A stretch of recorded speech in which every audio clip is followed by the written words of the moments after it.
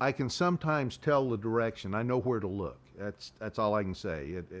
Is there a noise? I don't know. It's a sixth sense that something over here. And so I walked over to the side of the road. There was a field there. There's a river about 100 yards down with a tree line. And I started noticing something, thermal signatures, moving through the gaps of the branches and trees and the tree trunks. And at some point, it hit a clearing, and I could see it was tall and bipedal, very tall, walking on two legs.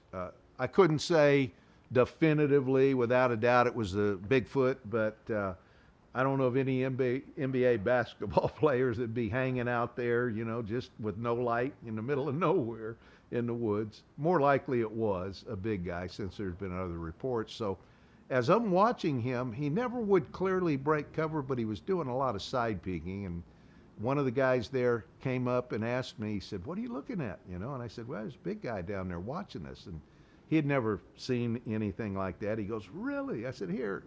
And I told him where to look, what direction. And he's watching. I said, "Do you see him?" And he said, "Yeah." He's peeking around to try and see his shoulder and his head. And I said, "Yep, that's him."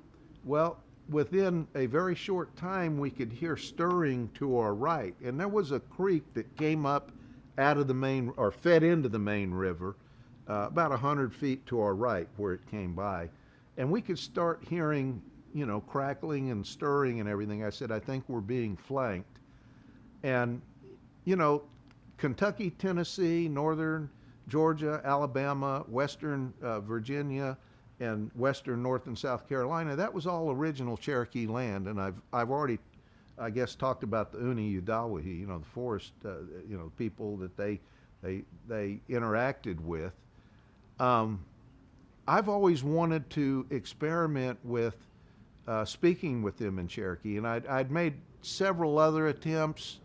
I wasn't sure if I got a reply, but this time I wanted to see if they would understand and respond in Cherokee. And I know my Cherokee's got an English accent. um, I do my best. I love my grandmother's language and everything. I wanted to get a response and experiment here. We were out there at the end of the access road, and I told the guy there watching the big guy, I said, "Watch him and see if he does anything."